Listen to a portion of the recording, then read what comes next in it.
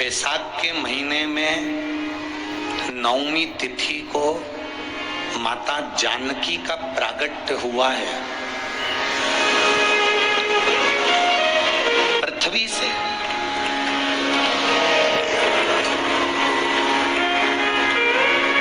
कभी एक विचार करिएगा कि नरसिंह अवतार बैसाख के महीने में हुआ, कुर्म अवतार बैसाख के महीने में हुआ, हयग्रीव अवतार बैसाख के महीने में हुआ, परशुराम अवतार बैसाख के महीने में हुआ, माता जानकी का अवतार बैसाख के महीने में हुआ। आखिर बैसाख के महीने में, माधव महीने में इतनी महत्वता क्यों?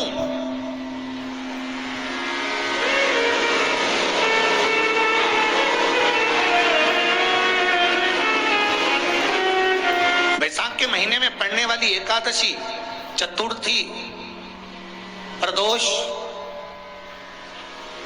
अमावस्या, पूर्णिमा, शिवरात्रि, ये सभी इतनी महत्वपूर्ण क्यों हो जाती है?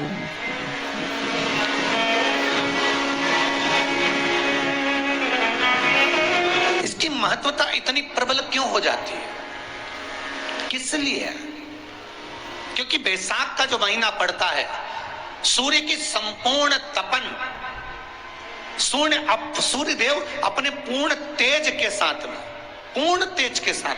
मृत्यु लोक के निवासियों पर, चाहे जलचर हो, थलचर हो, वायुचर हो, चाहे जो जीव हैं, उस पर जब किरण फेंकते हैं तो संसार का जो मनुष्य है उस पर जब ताप पड़ता है तो ताप पड़ने के कारण उसके मुख से भगवान का नाम निकल ही जाता है, स्मरण नाम निकल ही जाता है। जब उसके मुख से भगवान का नाम निकलता है तो वो भगवान की शरणागति खुद ग्रहण कर लेता है स्वयं।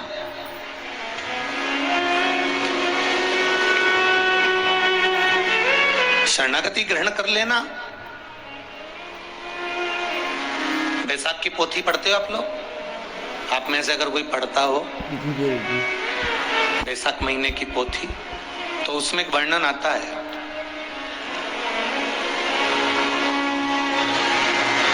गीता प्रेस गोरखपुर के कल्याण अंक में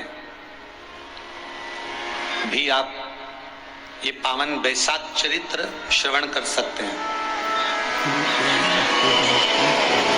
उसमें बैसाख महीने की पोथी में 10वें दिवस की कथा में 10वें अध्याय में एक व्याध और शंख मुनि का चरित्र आता है।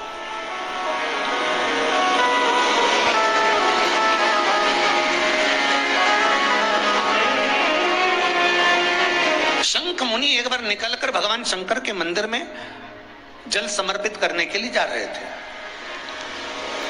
और शिव मंदिर की ओर जाते बीच मार्ग में चलते और शंख मुनि जब शिव के मंदिर में पहुंचे, शंकर भगवान के मंदिर में जाकर उन्हें दर्शन किया,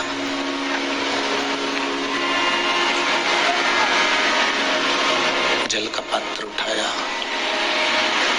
और वो जल का पात्र उठाकर जब भगवान शिव को समर्पित कर रहे थे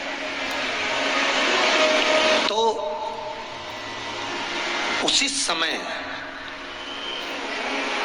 जल का पात्र उठाकर जब शंकर भगवान को समर्पित करा गया और शंख मुनि निकलकर जब बाहर आ रहे थे, आते आते शंख मुनि के मन में भाव उत्पन्न हो गया, फल, उसका पुण्य फल हमें कितने समय में प्राप्त होता है? ये शंख मुनि के मन में एक विचार जागृत हो गया, शंख मुनि के मन में एक भाव जागृत हो गया।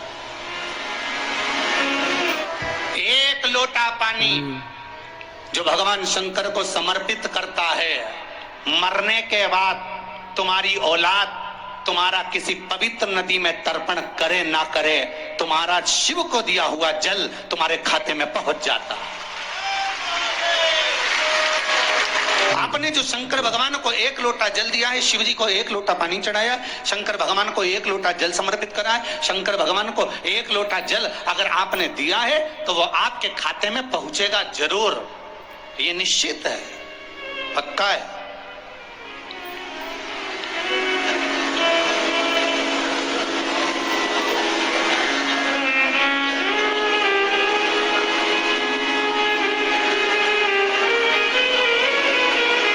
शिव भक्ति के अनुसार, शंकर भगवान के अनुमोदन के अनुसार, पहले भी कथा में कहा, आज फिर कह रहे हैं, आप जब शंकर भगवान को एक लोटा जल समर्पित करते हो तो वो 33 कोटि देवताओं के हिस्से में चले जाता है, एक भाग पितरों के हिस्से में चले जाता है, एक भाग आहूतों के हिस्से में चले जाता है, एक भाग वाचुकों के हिस्से में चले जाता है। आपने जो भगवान को दिया वो धीरे धीरे धीरे धीरे धीरे धीरे धीरे बढ़ता चले जाता है, भगवान के धामों में पहुंचता चले जाता है। जिन जिन को आपने नहीं भी दिया, शंकर भगवान पे चढ़ा हुआ जल उन तक भी पहुंच जाता है। ये केवल आपकी निर्मल और आनंदित भक्ति के बल पर पहुंचता है, भक्ति के बल। भगवान ब्रह्मा और भगवान विष्णु ने जो मंथन किया, उस मंथन में जो शिवलिंग निकला और ब्रह्मा जी के मुख से निकल गया कि ये शिवलिंग जो निकला है इसके चरण कहाँ हैं, इसका शीश कहाँ है, जरा पता करा जाए। और ब्रह्मा स्वयं भगवान शंकर का सिर देखने के लिए जा रहे हैं और भगवान विष्णु मृत्यु लोक में नीचे तलातल में, रसातल में, पताल में भगवान शंकर का चरण ढूंढने के लिए जा रहे हैं, भगवान शिव का चरण।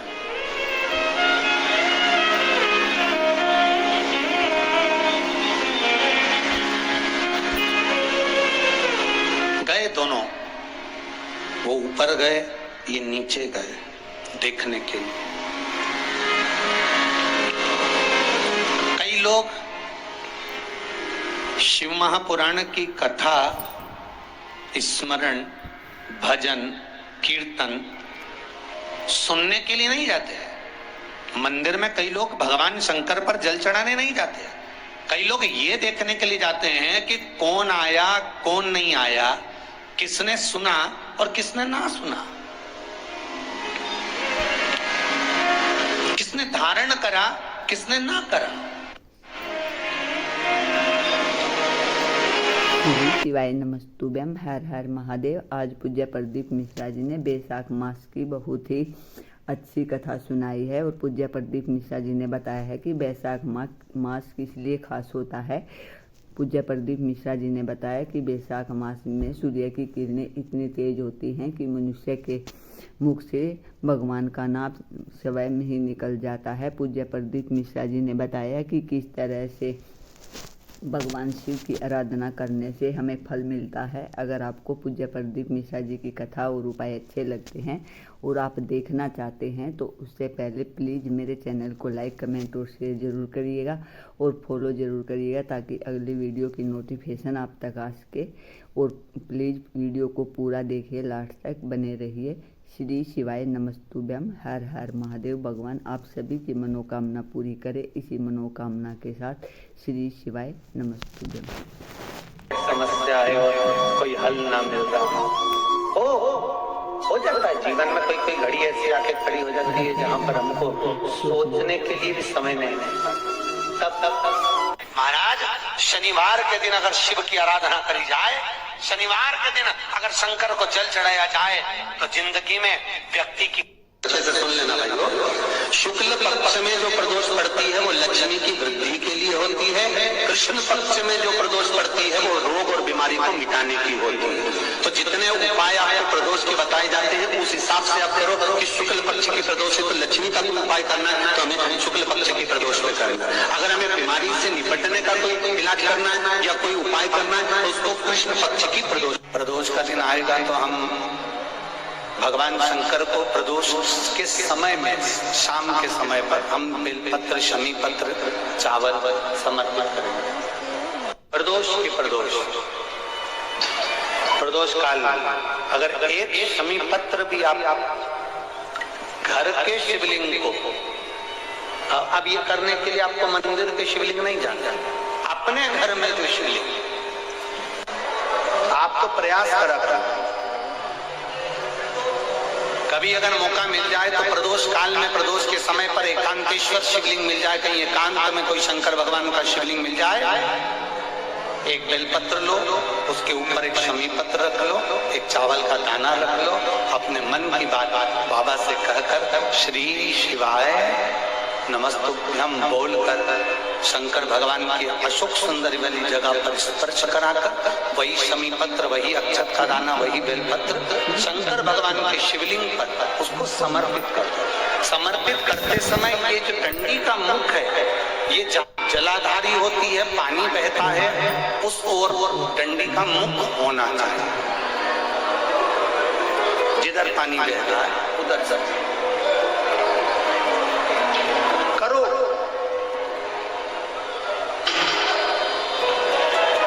प्रदोष काल में करी गई आराधना,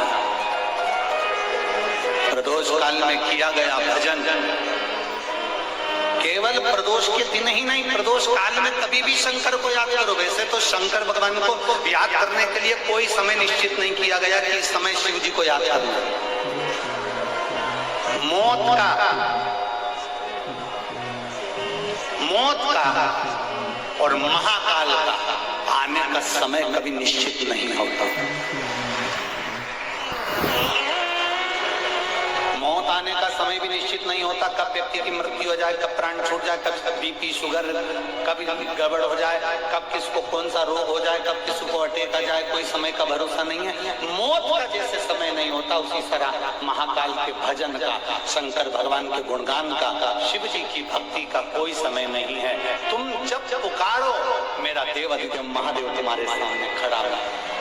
तुम करते हैं जिस प्रदोष के दिन का आपको बधाई कल हमने दी थी कि प्रदोष की आपको बधाई हो। प्रदोष शाम का जो समय होता है, प्रदोष काल जो होता है, उसका वर्णन जब हम करते हैं, ये प्रदोष की पूजन का विधान किसने बनाया, ये प्रदोष की पूजन का नियम किसने बनाया, ये प्रदोष की संध्या काल का, प्रदोष के समय का पूजन का विधान कौन बनाया, ये प्रदोष के समय पर एक बेलपत्र चढ़ाने का विधान किसने बनाया, प्रदोष के समय पर एक समीपत्र चढ़ने का विधान किसने बनाया, प्रदोष के समय पर अगर मान लो कोई भिखारी से भिखारी व्यक्ति भी है जो ठेला चला रहा है, उसके पास में खाने के लिए कुछ नहीं है, फटे कपड़े पहन रहा है, उसकी जिंदगी में कुछ भी नहीं बचा और कर्जे में लतालूम हो गया, एक चावल का दाना अगर वो प्रदोष के दिन, प्रदोष काल में शाम के समय पर शंकर के शिवलिंग पर चढ़ा देता है तो 3 या 4 प्रदोष में उसका कर्जा चूकना प्रारंभ हो जाता है। वो प्रदोष का विधान है।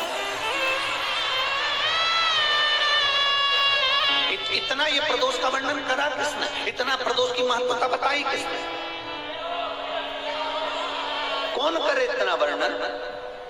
अगर प्रदोष की महत्वता बताने वाला कोई है, इसीलिए मेरे शंकर भगवान माता सती को लेकर कुंभज ऋषि के यहाँ, अगस्त ऋषि के यहाँ कथा सुनने के लिए गए थे, क्योंकि उनके बराबर कोई शंकर के महत्व को बता नहीं सकता और प्रदोष के महत्व को नहीं बता सकता। सती मैया को प्रदोष का महत्व बताने के लिए शंकर पर सती जी को लेकर कुंभज बाबा के यहाँ गए थे अगस्त ऋषि कि प्रदोष के महत्व को तो जानो सती तुम। जी शिवाय नमस्तुभ्यम, हर हर महादेव। पूज्य प्रदीप मिश्रा जी ने शनिवार का बहुत अच्छा उपाय बताया है और पूज्य प्रदीप मिश्रा जी ने प्रदोष काल का भी बहुत अच्छा समय बताया है। पूज्य प्रदीप मिश्रा जी ने बताया है कि चाहे कोई ठेला लगाने वाला हो, घर में बरकत ना हो, या कोई भी ऐसा इंसान हो जिसका काम नहीं चलता हो, सिर्फ प्रदोष काल में एक चावल का दाना भगवान शंकर पर चढ़ाने से हमारी सभी परेशानियां दूर हो जाती हैं। पूज्य प्रदीप मिश्रा जी ने शिव महिमा में बताया है कि किस तरह से हम भगवान को एक चावल का दाना समर्पित करते हैं तो हमारी सभी मनोकामनाएं पूरी हो जाती हैं और रोग दोष सभी खत्म हो जाते हैं। और पूज्य प्रदीप मिश्रा जी ने ये भी बताया है कि कभी भी महाकाल और बीमारी बताकर नहीं आते हमारी ज़िंदगी में। हम जब भी भगवान की आराधना करते हैं या उसकी भक्ति में डूबते हैं तो भगवान हमें फल अवश्य देता है। अगर आपको पूज्य प्रदीप मिश्रा जी के उपाय अच्छे लगे तो प्लीज़ एक लाइक और एक कमेंट अवश्य करें और कमेंट बॉक्स में हर हर महादेव अवश्य लिखें। लेकिन उससे पहले मेरे चैनल को फॉलो ज़रूर करिएगा ताकि अगली वीडियो की नोटिफिकेशन आप तक आ सके।